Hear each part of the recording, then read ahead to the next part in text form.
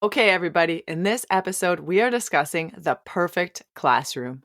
Stop right there. We cannot discuss the perfect classroom Why not? because it does not exist. You know it. I know it. Our listeners know it. True. There is no perfect classroom because the perfect is the enemy of the good. What does this mean? It means that if we are always chasing perfection, we might slow down or even stop ourselves before ever getting things done. In fact, we may never even start something because we are way too worried about making it absolutely perfect. If we are too picky about every little detail, we could end up taking way too long or being way too hard on ourselves. Basically, it's a reminder not to let the idea of being perfect get in the way of doing something that's good. Today, we are diving into the well to discover 3 ways that trying to be perfect can affect us in our teaching. Hi, welcome to the EdYouWell podcast, a show created for, by, and with teachers. I'm Alex. And I'm Chelsea. With over 30 years of combined teaching experience, our goal is to share insights and connect with fellow educators on how to thrive both personally and professionally. Join us as we dive deep into the well of information, filled with meaningful discussions, practical tips, and ideas that go way beyond the classroom walls. Let's be well and do well together. Okay, well, first of all, I have to say that being perfect has never been a problem for me. I am not a perfectionist. How about you? I'm not sure how to answer that question. What I can say is that there are many things that I have worked on and tweaked to the point where I didn't even hand it in or share it with anybody or share the idea because I still had a perception that it wasn't good enough. Even though every once in a while, Chelsea, I look back into work that I've done in the past or things that I haven't sent, and they're pretty decent. But Yeah. I let the fear of it not being absolutely perfect get in the way with sharing or continuing forward. So if you were to look at me, you wouldn't say, "Ooh, that girl's a perfectionist." There's no way, just for the record. And I have let fear of it not being good enough and not being perfect get in the way of a lot of things. I think we have a lot of experience with that in just doing the podcast. Oh. The fact that we had to record our first episode about 15 times before we thought, all right, we're going to have to put it out there. Well, we got to the point where it was like, good is good enough, and we're never going to get better if we don't move forward. And we took on that growth mindset, essentially. And this is experience. We're going to get better. And hey, that's been a massive learning experience for both of us, hasn't it? Yeah. Let's jump into our first point. We're going to jump into the well. It's not going to be a perfect jump. It's going to be messy. Yes, we've discussed the quote, "The perfect is the enemy of good," actually, I think quite a bit now. And I think it applies to teaching in many ways. For instance, lesson planning. Here's one that I've done quite a few times. I've spent a lot of time planning that perfect lesson or an entire unit, and I've held off on starting it, or I've envisioned what it will look like, and then it does not look like that. And then I'm asking myself, why did I spend so much time trying to make this amazing when I didn't really know how it was going to go in the classroom? I think some of the best lessons are those that you've just started and you've just gone for, or even you've done it on a whim, or you've thrown it together even, and it turns out to be something amazing. And the great thing about teaching is that we can always go back and revise or review or redo. Ooh, more alliteration right there. That was pretty impressive. But you just have to start. That's the point. And then you move forward and you make adjustments as you go or later on. I remember when I was in a rotary science position and I would teach the same lesson 5 times in a day. I mean, by the afternoon, I was awesome at teaching that lesson. And I can honestly say that it was very rewarding and it gave me a lot of confidence to see how much better I could become. And I think so many teachers experience this with being able to do something over and over again. So I really agree with you that some of the best lessons that we put out there are ones that kind of come up on the fly. And as you were kind of saying that, I was thinking, why is that? And one of the reasons is that you are feeding off the vibe of the room. You know what's in front of you. You kind of can see how amiable the students are to receiving your message in that moment. You're not kind of pre-planning something and try to impose it on your class. And I think Yeah. that's why those last minute lessons can be so successful, because you're feeling the room and building on that. So that's one thing. And then the other thing I was thinking as you were kind of moving forward and talking about those science rotary lessons and how, yeah, you just get better and better as time goes forward. But when you're doing a lesson in front of a class, there are so many variables that come into play. You are yet one tiny piece of the puzzle.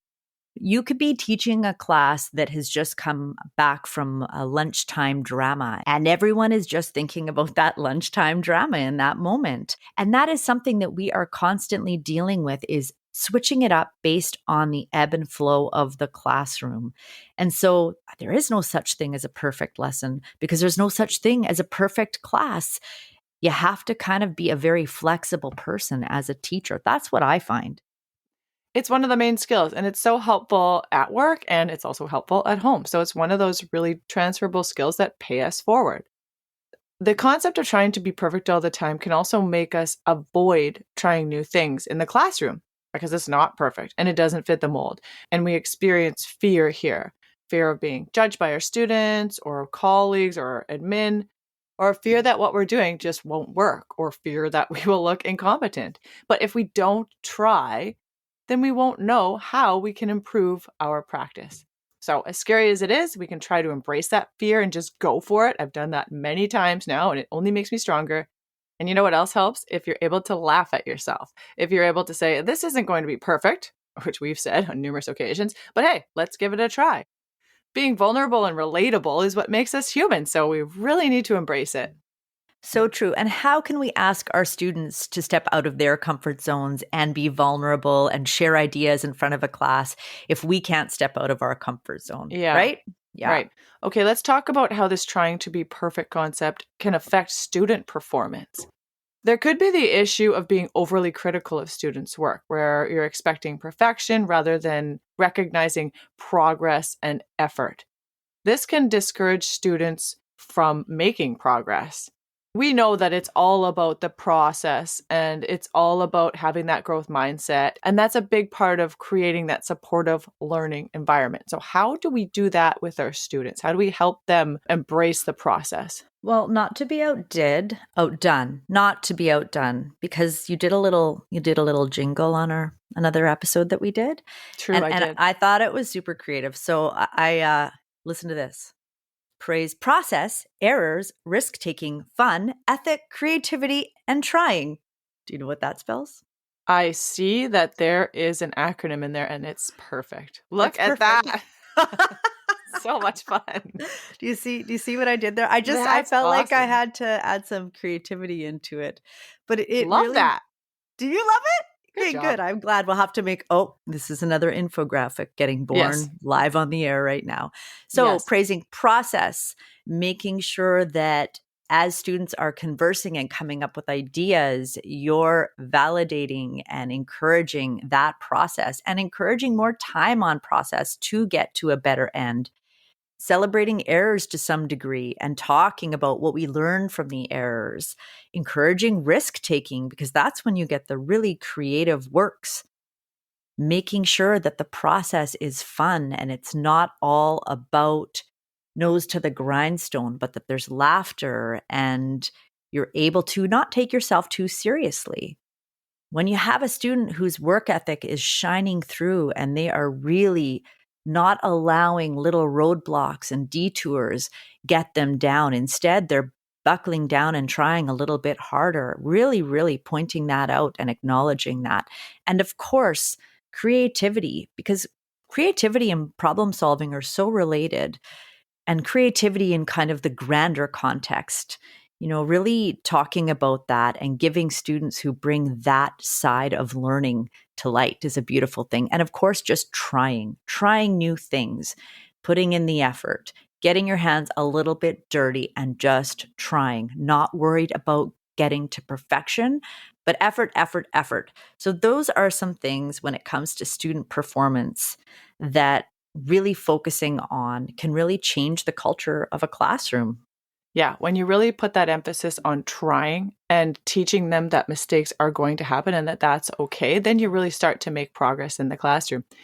I use the idea of done is better than perfect with my students. And I stress the fact that completing the work is what helps them develop a solid work ethic and that self discipline too. So I encourage them to get it done as best as they can. And hey, if they're not getting 100%, that's okay, but you've done the work. And from there, that's when you start building on your skills. And if you're going for that 100%, well, you still need to start somewhere in order to get there. Have you ever taught those students who literally never hand anything in, but you very much know they are capable and they are doing the work when you see them and they won't hand in because they never think it is good enough? Yes. Have you ever seen that? Yeah. I mean, that's a big conversation. Something that's really concerned me as a teacher as we've introduced tech more and more into our classrooms. And I'm going to use something as basic as using a computer as like a typewriter essentially, is that students value something produced on a computer, whether it be typing and the print created by the computer, whether it be creativity, graphic organizers, art. They are honoring, respecting, proud of something produced by a computer more than they may be something totally created by themselves. And the concern that I had 10 years ago has now been really amplified because the things that AI can produce could have a student devalue their own human ability to produce and process. Like I look back at some of the young humans in my life at what their art may have looked like when they first started doing art versus 20 years later, what their art looks like now. The reason they are able to produce amazing art now is because they went from the stick person or the blob on the paper and received feedback and next steps and praise for something that didn't look like not a Picasso. No. Didn't look like a Michelangelo by any stretch, but continued working on it because the work was given value. And that is a concern that I have with AI for so many different student talents now, that they're being usurped by what the computer can create. And this is a concern I've had and will continue to have.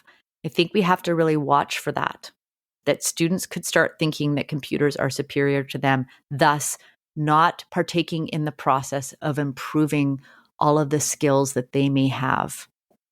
Yeah, that's a big conversation. And that's something for us to think about as teachers. Now we're finding that balance between the use of technology and encouraging students to do the work without it. That's a major challenge we have to think about in our teaching. It sure is. Before we move on to the next topic, I want to share this quote by Margaret Atwood. If I waited for perfection, I would never write a word.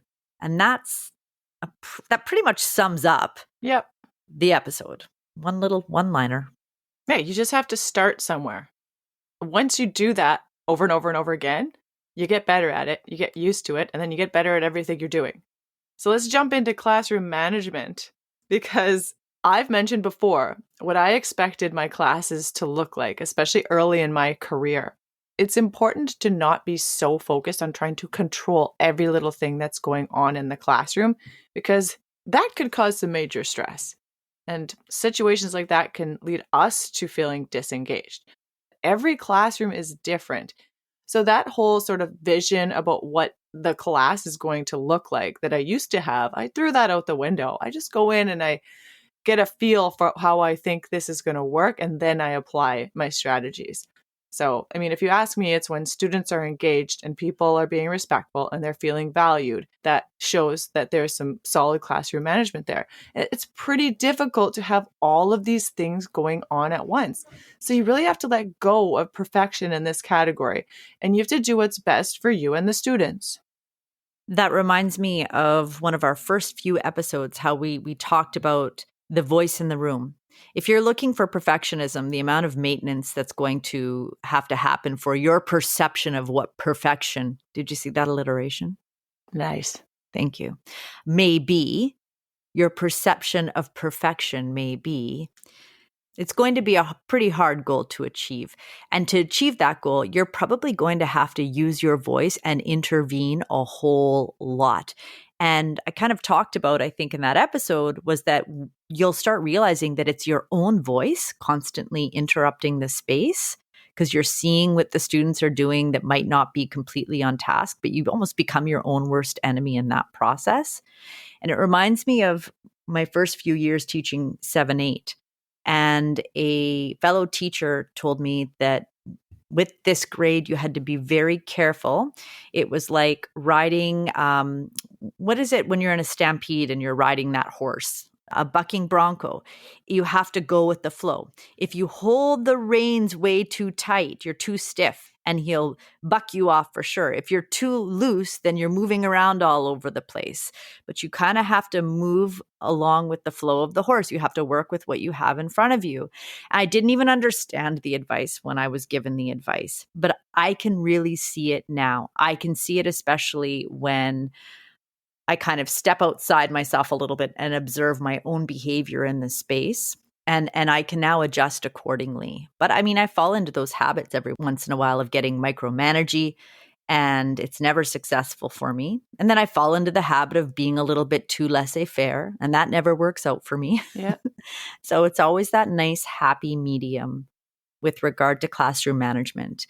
And if you're aiming for perfection, I sometimes wonder if the students sitting in the seats are really having to completely conform to what you want and are not being as authentically themselves. And when you're being more authentically yourself, you're able to participate in a classroom in a much more enriching way for everyone. I mean, I'm not talking about really, behaviors that are really out there or anything, but I think we also need to let students be who they are and enjoy time with each other. And we can't be always in control of everything. And I'm talking to myself a little bit here too in this. But yeah, I think if you can get to the point where you're having fun, then you know that you're really starting to find your groove and you're really getting comfortable with your classroom management. But of course, it takes experience and it takes practice. You just have to go into that classroom knowing that it's not going to be perfect, and knowing that relieves a lot of pressure. And then you get that much closer to your own definition of what a perfect classroom looks like, because it's really up to you as the teacher. Well, and that's what you just said, your own version of what a perfect classroom looks like. I'm wondering if when we think about perfect classroom, we're visualizing something very antiquated from the past that doesn't even fit the types of things that we do in a classroom. So we have to adjust what our vision and what our description of a perfect classroom is.